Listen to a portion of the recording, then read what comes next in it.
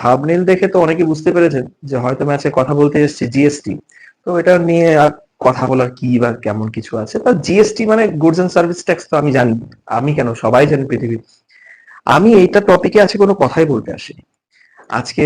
এটা আমার ব্যক্তিগত রিকোয়েস্ট আপনাদের সকলের কাছে, যে আজকে বহুদিন পরে ক্লাস নিচ্ছি, বিগত কয়েকদিন ধরে ক্লাসটা অফ ছিল। কিছু সামাজিক প্রেক্ষাপট দেখেছি।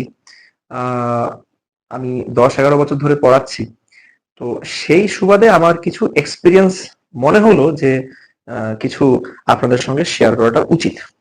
আগামী দিন এই সমাজ, শিক্ষা ব্যবস্থা, ছাত্র সমাজ কতটা ভয়ঙ্কর হতে যাচ্ছে, কিংবা কি পরিণাম হবে, সেটা নিয়ে আমার কিছু বক্তব্য আমি পেশ করতে যাচ্ছি। এবং এর পেছনে কারা কারা দায়ী থাকবেন বা কারা কারা দায়ী এখন বর্তমানে আছেন, তো সেটা নিয়ে আমার হচ্ছে কিছু মতামত। তো আমি প্রথমেই বলি যে জিএসটি আমি অ্যাকচুয়ালি লিখে রেখেছি, সেই অ্যাকচুয়ালি জিএসটি আমি সেই অর্থে কি বোঝাচ্ছি, এই সম্পর্কে, এই যে সমাজ তৈরির যে ভূমিকা পালন করছে, আমরা তিনজন এখানে মুখ্য ভূমিকা পালন করছি। সে তিনজন অবশ্যই প্রথমেই হচ্ছে গার্ডিয়ান,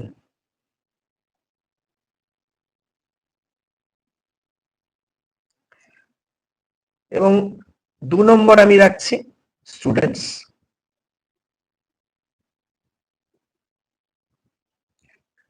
এবং 3 নম্বরে রয়েছে আমাদের টিচার্স।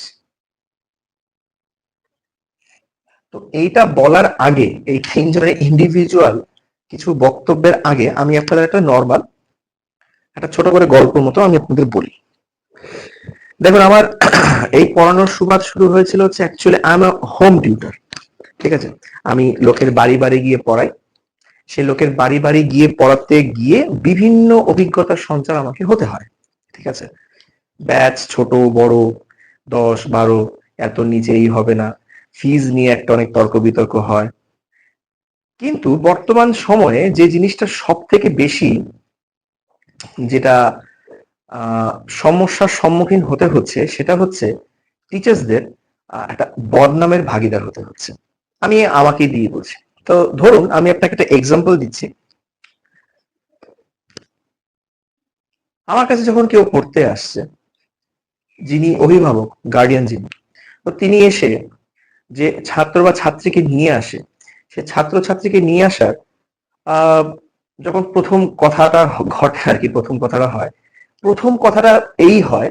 এখন এটা তুলনামূলক একটু বেশি, আগে আরো বেশি ছিল, এখন হয়তো প্রিভিয়াস থেকে একটু কম হচ্ছে, কিন্তু এটা এখনো চলছে। জিনিসটা কি, যে মাস্টার মশাই, তো আমার ছেলে বা মেয়ে আগে যেখানে পড়তো, সেখানকার শিক্ষক বা শিক্ষিকা আমার মেয়েকে তেমন কিছু শেখাতে পারেননি। এটা হচ্ছে একদম প্রথম ফার্স্ট কথা। বেশ, হিসাবে আপনারা একটু ভেবে দেখেন যে এই কথাটা যিনি বলছেন বা যারা বলছেন, যে অভিভাবকরা যারা বলছেন, গার্ডিয়ান, অ্যাকচুয়ালি সে শিক্ষককে কিন্তু বদনাম করছেন, এবং যার কাছে করছেন তিনি একজন নিজেও শিক্ষক অথবা শিক্ষিকা। ঠিক আছে, ধরে নিলাম। গার্ডিয়ানদের উদ্দেশ্যে বলি, যিনি বা যারা এই প্রফেশনে যারা এসেছেন বা যারা পড়াচ্ছেন, তারা মিনিমাম একটা যোগ্যতা রেখে আপনার সন্তানকে পড়াচ্ছে। এটা আগে আপনার মাথার মধ্যে আগে গেঁথে নিন। সেইটুকু তার ক্যাপাসিটি তার অবশ্যই তার মধ্যে আছে, না হলে তিনি এই প্রফেশনে কেন আসবেন? হ্যাঁ, আপনি বলতে পারেন কিছু টাকার জন্য। টাকা তো সবারই লাগে। আপনাদের কি টাকা লাগছে না? আপনি তো কোনো না কোনো একটা কর্ম করে কিছু খাচ্ছেন। আমি কারো কর্ম নিয়ে কথা নাই বলতে চাই, এই ব্যক্তিও বা যারা ব্যক্তিবর্গ যারা পড়াচ্ছেন, তারাও কিন্তু এই কর্মটা করেই খাচ্ছেন, এবং এই কর্মটা যেমন তেমন কর্ম না, এটা সমাজ তৈরি করছেন, এই স্টুডেন্টসদেরকে তৈরি করছেন। এই স্টুডেন্টসদের তৈরি করতে গিয়ে নানা ঘাত প্রতিঘাত এনাদেরকেই হজম করতে হয়, বর্তমানে তো আরো বেশি। এই যে যারা শিক্ষক শিক্ষিকা যারা আছেন, যেটা বলছিলাম আর কি, এরা মিনিমাম একটা কোয়ালিফিকেশন নিয়ে এরা কিন্তু এই ফিল্ডে নেমেছেন। কেউ শখ করে প্রাইভেট টিউটর হতে চায় না, সবারই একটা ইচ্ছা থাকে চাকরি করবে। এই এখন কত কোর্স, বিএড, এমএড, ডিএলএড, আরো হাবি জাবি নানা কত কি, সবাই কিন্তু করছে একটাই উদ্দেশ্যে, যে আমি যেন একটা সরকারি চাকরি পাই, বা একটা ভালো স্কুল সার্ভিসে যেন আমার হয়ে যায়। কিন্তু বর্তমান সমাজে যা দাঁড়িয়ে চাকরির অবস্থা, তো যা অবস্থা দেখছি, সেইখানে ঘাত প্রতিঘাতের প্রতিকূলতার মধ্যে দিয়ে এই ব্যক্তি প্রাইভেট টিউটর হচ্ছেন। অ্যাজ ইউজুয়াল আমিও তার মধ্যে আছি। বেশ, তো ওই ছাত্র বা ছাত্রী যখন আমার কাছে আসছে পড়তে, তখন তার সঙ্গে আমার ইন্টারাকশন হচ্ছে। ঘটনা গিয়ে তখন দেখছি দুটো ঘটনা অ্যাকচুয়ালি দেখা যায়। সেটা হচ্ছে, এক, সিরিয়াসলি হয়তো ওই শিক্ষক বা শিক্ষিকা তার যে যতদিন ধরে তিনি পড়িয়েছেন কিছু না কিছু টপিক তিনি হয়তো একটু মিস আউট করে গেছেন, কিন্তু পড়িয়েছেন। এখন কোন টিচার একটা ছাত্র বা ছাত্রীকে টেন্স পড়াচ্ছে, তিনি তার বেস্টটাই তাকে দিচ্ছে। কিছু জিনিস মিস আউট হয়ে যেতেই পারে, সেটা আমার ক্ষেত্রেও প্রযোজ্য, এক্স ওয়াই জেড সবার ক্ষেত্রে কথাটা প্রযোজ্য। গল্পটা অন্য জায়গায়। গল্পটা হচ্ছে কি, আমি যখন সেই ছাত্র বা ছাত্রীকে পড়াচ্ছি তখন দেখলাম, ওই যে বললাম, এক, হয়তো তিনি কিছু মিস আউট করে গেছেন, সেটা আমাকে হয়তো ঘাটতিটা পূরণ করতে হচ্ছে। 2 নম্বর, যে ছাত্র বা ছাত্রী আমার কাছে পড়ছে তার নেয়ার ক্যাপাসিটি হয়তো নেই। নেয়ার ক্যাপাসিটি যখন নেই, তাকে অন্যভাবে পড়ানো হচ্ছে। 1 দিন 2 দিন 3 দিন সে হয়তো পড়ার প্রতি মনে নেই, তিনি সে ছেলে বা মেয়ে কনসেন্ট্রেশন দিচ্ছে না। ক্লাস কামাই অফ, আমার ব্যাচে তো দেখি ম্যাক্সিমাম হচ্ছে স্টুডেন্টস অফ করছে। এদের পরীক্ষা নিলেই এরা হচ্ছে একটা ভয় আতঙ্ক সৃষ্টি হচ্ছে। এটা নিয়ে আমি পরে আসছি পরে। তো তখন সেই স্টুডেন্টকে আমাকে বেত্রাঘাত একটা দিতে হচ্ছে, একটা প্রহার করতে হচ্ছে। এবার দেখুন ঘটনাটা কি হয়। যখন তাকে আমি কোনো কথা শোনাচ্ছি কিংবা তাকে যখন আমি মারছি, শিক্ষক বা শিক্ষিকা মারবেন, এটা অবশ্যই।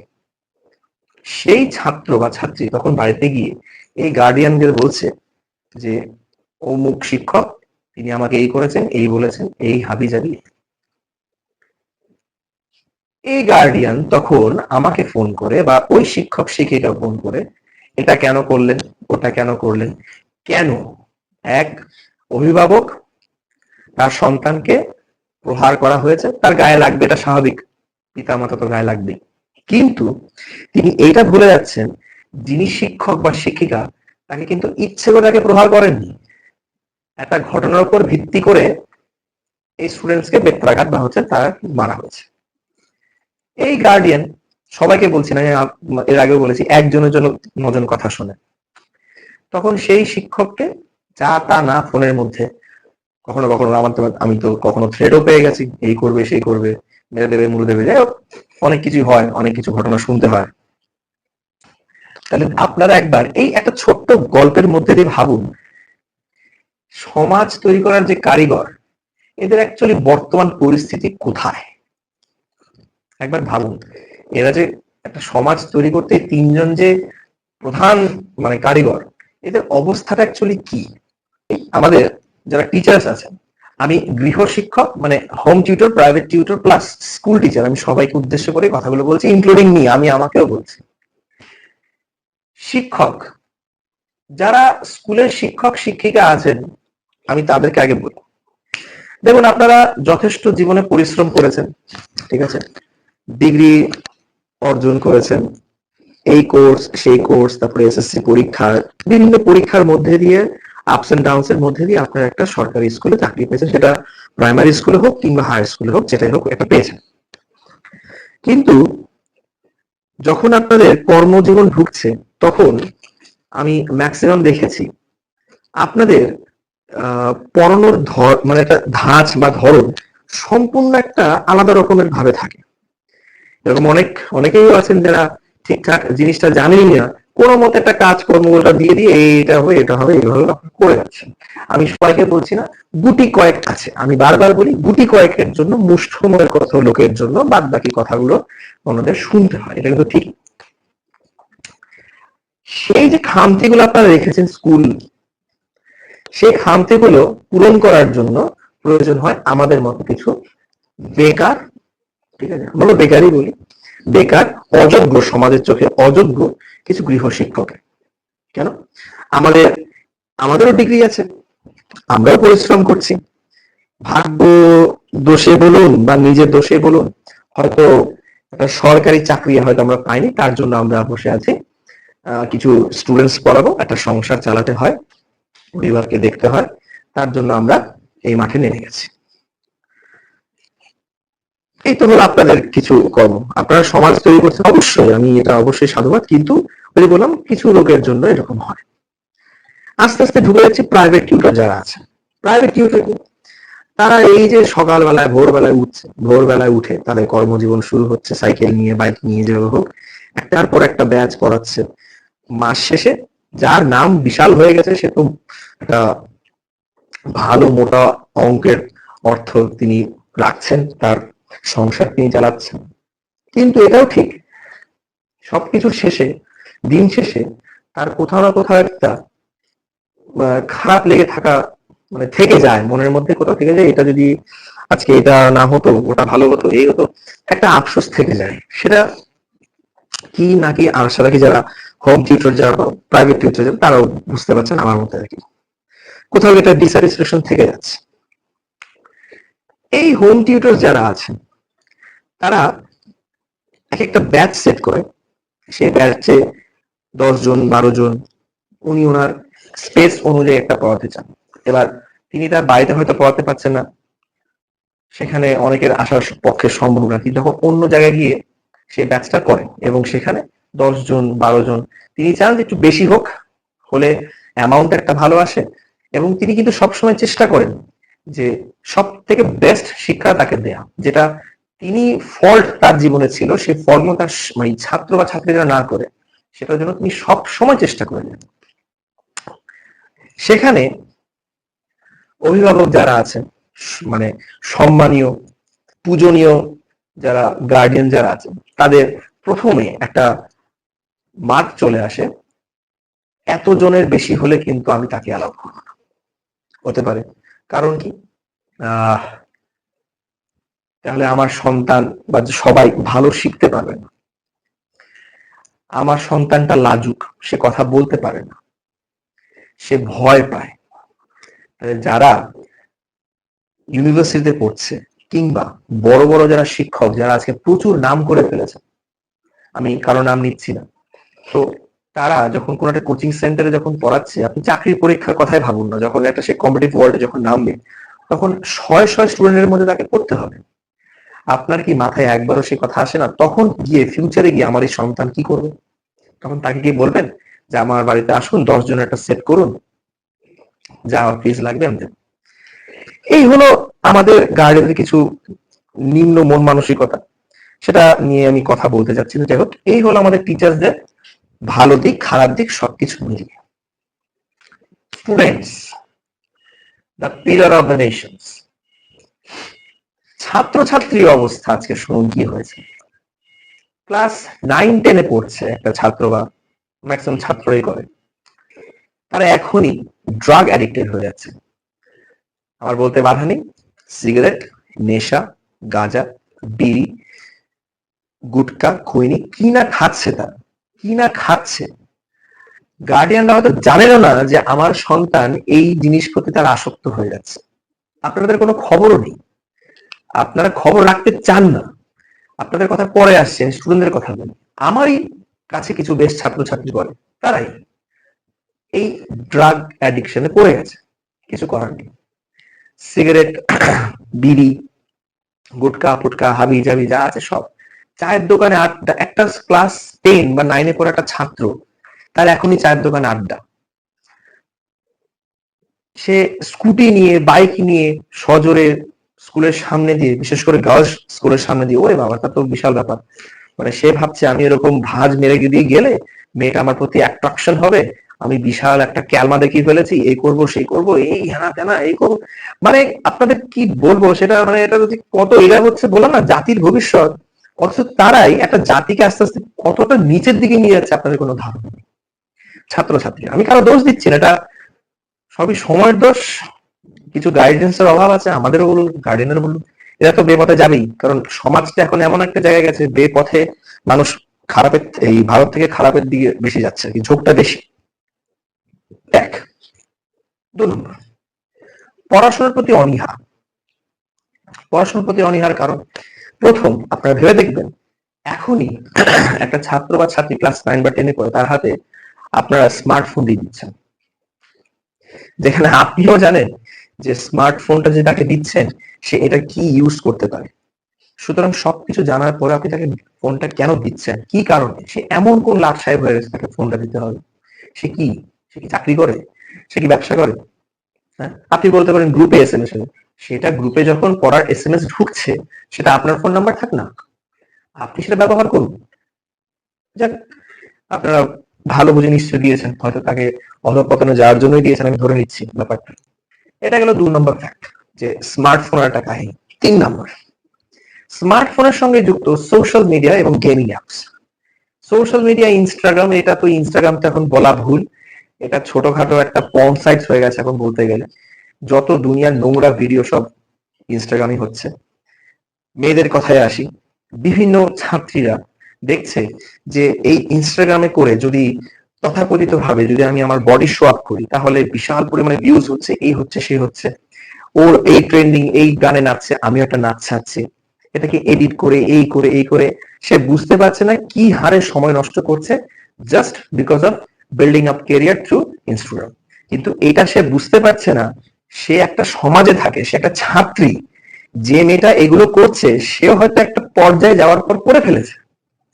অনেকে আছে মানে স্টুডেন্ট লাইফ ক্রস করার পরে সে হয়তো ওই জায়গাটা গেছে, সেখানে গিয়ে সে এখন ইনকাম করছে, এই করছে, কিন্তু এর জন্য তাকে পেছনে পেছনে লোকজন। এবার আপনি বলতে পারেন সাকসেস পেলে তো লোকজন অনেক কিছুই বলবে, কিন্তু এটা সবসময় ভুল ধারণা। সাকসেস পেলে লোকজন কিছু বলবে না হলে সে পরে চিন্তা। ছাত্রাবস্থায় সাকসেস পাওয়ার জন্য আপনি এই সমস্ত অ্যাপ ব্যবহার করো বা করেন যাই হোক, তাহলে এটা যে কতটা ঘৃণ্য বা কতটা নোংরা মেন্টালিটি, সেটা ছাত্র বা ছাত্রীরা বা ছাত্রীরা বিশেষ করে বুঝতে পারছেন, একদমই বুঝতে পারছেন। গেমিং ছেলেরা যখনই দেখো ফোন একটা হাতে, ডান দিক বাম দিক মার, উত্তর দক্ষিণ মার, মেরেই যাচ্ছে, কাকে যে মারছে নিজের কেরিয়ারটা মার খাচ্ছে সেটা দেখতে পাচ্ছে না। অ্যানিমিয়া হেড, ওই হেড, সে হেড, কত কিছু হচ্ছে, কত কিছু। যে সময়টা তারা এই ফোনের পেছনে দিচ্ছে বা গেমের পেছনে দিচ্ছে, তার একটা ভাগ, আমি সিংহভাগ বলছি না, তার একটা ভাগ যদি পড়াশোনার প্রতি দিত, এরা জানতো না যে সামনের ভবিষ্যৎটা কতটা ভয়ঙ্কর অবস্থায় দাঁড়িয়ে আছে এর উপর ভিত্তি করে। আরো অনেক কিছু আছে, বলে এদের শেষ হবে না। এদের ওদের দোষ দেব না, কারণ ওই যে বললাম পরিবেশটা এরকম হয়ে গেছে যে নেগেটিভ সাইডস গুলো বেশি অ্যাট্রাকশন করছে তারা। চলে আসি আমাদের গার্ডিয়ান। গার্ডিয়ান আমি সবাইকে এক বলবো না, কিছু কিছু গার্ডিয়ান এখনো সমাজে ভালো আছেন, যাদের জন্য সমাজটা এখনো টিকে আছে, এখনো ভালো আছে, এবং তাদের সন্তান, পুত্র সন্তান মানে কন্যা সন্তান যারাই হোক, সুন্দরভাবে মানুষ হয়ে তারা বেরিয়ে আসছে। কারণ গার্ডিয়ানদের সেন্স অফ হিউমার কাজ করবে স্টুডেন্টদের সেন্স অফ হিউমার, এটা প্রথম ধ্রুব সত্য। আপনি যদি হন হচ্ছে সোশ্যাল মিডিয়া অ্যাডিক্টেড, আপনি কি করে ভাবেন যে আপনার সন্তানের পড়াশোনা হবে? আপনি আগে এটা একবার নিজেকে প্রশ্ন করুন। আপনার সকাল সন্ধ্যা দুপুর কন্টিনিউয়াসলি আপনি ফেসবুক হোক, ইনস্টাগ্রাম হোক, ইউটিউবের রিলস হোক, হাবি জাবি অনেক কিছু হোক, আপনি সেগুলো দিচ্ছেন। মাঝে মাঝে যখন ওই অ্যালার্ম ক্লক দেয়, কিরে পড়তে বসলি, এই একটা অ্যালার্ম ক্লকের মতো আপনি আমার সন্তানকে বলছে পড়তে বসলি, আপনি কি ভাবেন সে আপনাকে পাত্তা দেবে? এক। 2 নম্বর, সংসারের একটা দোহাই দিচ্ছে। অনেক গার্ডিয়ান আসে যে সংসারে অনেক চাপ থাকে, আহ সন্তানকে দেখতে পাচ্ছি না, তুমি ব্যাপারটা একটু দেখে নেবা। আরে আমার কাছে যখন সন্তান বা যে টিচার বা যিনি পড়াচ্ছেন, তার কাছে 1 ঘন্টা, হার্ডলি 1.5 ঘন্টা, খুব বড় জোর হলো 2 ঘন্টা সে পড়বে, বাকি 22টা ঘন্টা কিন্তু আপনার তত্ত্বাবধানে সে আছে। সুতরাং এই 22টা ঘন্টার কর্মকাণ্ড কিন্তু আপনাকে দেখতে হবে। আপনি ভাবছেন যে আমি সংসারে কাজ নিয়ে বিশাল দায়িত্ববান একটা নারী, আমার ওকে দেখার মতো সময় এই মুহূর্তে নেই। আপনি এটা ভেবে রাখুন যে সংসার নিয়ে আপনি এত মাথা ব্যথা, এত মাথা ঘোরাচ্ছেন, এত কিছু করছেন সংসারের জন্য, সেই সংসার থেকে আপনাকে বিতাড়িত করবে আপনার এই পুত্র সন্তান বা কিংবা কন্যা সন্তান, যদি সে না সঠিক মানুষ হয়। আপনি এই কথা লিখে রাখবেন, সেই সংসার থেকেই আপনাকে বিতাড়িত করে দেবে আপনারই পেটের সন্তান, যদি সে না মানুষ না হয়। এটা আপনি লিখে রাখুন। নানা ঘটনা দেখতে পাচ্ছি যে সন্তান পিতামাতাকে বৃদ্ধাশ্রমে রেখে এসছে, কারাগাল করছে, মারধর করছে, এই করছে সেই করছে, কত কিছু করছে। মানে কি, এই সন্তান শিক্ষিত হতে পারেনি, পুঁথিগত বিদ্যায় ঠিকই হয়েছে, মানে মরাল ভ্যালু কিছুই করতে পারেনি সে জীবনে, এবং সেটা সম্পূর্ণ হয়েছে আপনাদের নেগলিজেন্সের অভাবে, হয়তো আমাদেরও নেগলিজেন্সের অভাবে, হয়তো। সুতরাং এই দিকটা আপনাদের একবার হলেও একটু মাথায় রাখাটা উচিত। একটা সমাজের ভিত্তি হচ্ছে ছাত্রছাত্রী। সেই ছাত্রছাত্রী আস্তে আস্তে কোথায় চলে যাচ্ছে, কোথায় তাদের অবনমন আপনারা টেরও পাচ্ছেন না। আপনারা আপনাদের মতো জীবনযাপন চলছে, রেজাল্ট ভালো হচ্ছে না, আপনি সাথে সাথে টিচারকে ফোন করছেন, কেন হলো, কি হলো। আরে একবার আপনি দেখুন এর সমস্যাটা কি, ওকে নিয়ে বসুন। যখন আমরা জিনিসগুলো পড়াচ্ছি তখন সেই জিনিসগুলো ঘাটুন একবার, যে ওকে কি দেয়া হলো, সে কি করছে, তার খাতাগুলো চেক করুন। আপনারা যদি এগুলো না করেন, কি করে সে সন্তান মানুষ হবে আপনি একবার ভাবুন, একবার ভাবুন। যাই হোক, মাধ্যমিকের ব্যাচ যারা আছে তারা তো ভালোই। মাধ্যমিক থেকে যারা 10-এ এবার 11-এ উঠবে তাদের তো মানে কি বলবো, ওদের জন্য যে কি বড় দুঃখ রয়েছে 11-এ, সে তো মানে বলাটা কঠিন। সিলেবাস তো এক হিউজ সেমিস্টার ওয়াইজ করে দিয়েছে, হিউজ সিলেবাস, শর্ট টাইম, এর মধ্যে দিয়ে তোমাকে সিলেবাসটা কমপ্লিট করাতে হবে এবং স্মার্ট ওয়েতে করাতে হবে। এই কয়েকদিন আগে একজন স্বনামধন্য শিক্ষক, উনি একটা মন্তব্য করেছেন ওনার ইউটিউব চ্যানেলে, আমি নাম নিচ্ছি না ওনার, যে বর্তমানে পশ্চিমবঙ্গের বহু শিক্ষক পড়ানো ছেড়ে দিচ্ছেন এই সিলেবাস পরিবর্তনের জন্য আর কি। আপনি একটু খবর নিন, যারা বা যিনি ছাড়ছেন তিনি এমনি এমনি ছাড়ছেন না। আমি আমার মরাল ভ্যালু থেকে বলি, আমিও ব্যাচ ছেড়ে দিয়েছি জাস্ট বিকজ অফ ডিসিপ্লিন নেই বলে। এবার সেই শিক্ষক বলতেই পারেন যে ডিসিপ্লিন, তাহলে সেটা আপনার ব্যর্থতা হতে পারে, আমার ব্যর্থতা।